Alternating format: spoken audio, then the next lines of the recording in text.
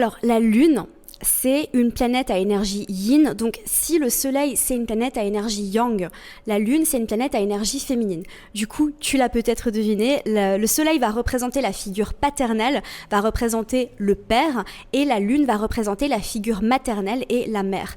La Lune, c'est vraiment une partie qui est beaucoup plus instinctive à l'intérieur de toi. C'est donc cette planète-là qui va représenter tout ce qui est plus inconscient, et c'est un petit peu qui tu es quand tu es chez toi, quand tu te sens en sécurité, quand personne te regarde.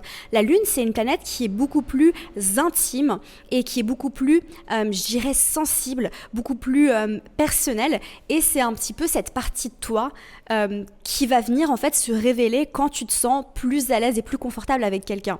Généralement, quand on découvre l'astrologie, on découvre son signe lunaire et c'est souvent une révélation en fait parce que ça vient nous donner des indications supplémentaires sur notre personnalité fondamentale.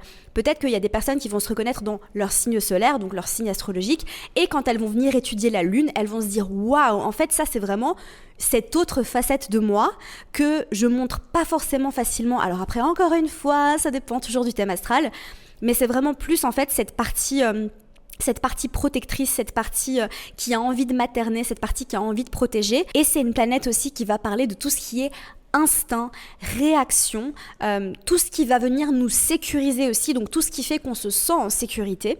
Et la Lune, en fait, c'est vraiment cette partie qui fonctionne un petit peu dans l'arrière-plan de notre fonctionnement. Donc le Soleil, c'est le premier plan, d'accord ? Donc c'est ce qu'on montre assez facilement.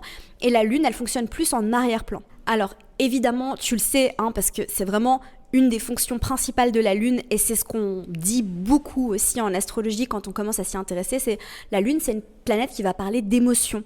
Donc c'est notre rapport à tout ce qui est émotion, notre manière de gérer nos émotions. Est-ce qu'on a besoin de beaucoup parler pour vivre nos émotions ? Donc comme moi, j'ai la Lune en Gémeaux, je sais que quand je suis dans des états de crise émotionnelle, j'ai besoin de parler, j'ai besoin de décortiquer, j'ai besoin d'écrire, et j'ai vraiment besoin de verbaliser, alors que d'autres personnes qui ont peut-être la Lune en Scorpion ou la Lune dans d'autres placements ont peut-être besoin de retrait en fait. Ça veut dire que quand tout va mal, en fait la Lune, j'aime bien dire aussi que c'est un peu cette planète qui va venir nous expliquer qui est-ce qu'on est quand shit goes down, tu vois, qui est-ce qu'on est quand tout va mal, quand tu es dans des états de crise, quand il y a des émotions très intenses, qui est-ce que tu es, quel est l'archétype que tu vas venir incarner quand tu es dans des états de crise ou qu'il y a des choses qui se passent dans ta vie et que t'es fort, qu'il y a beaucoup d'émotions qui se passent à l'intérieur de toi.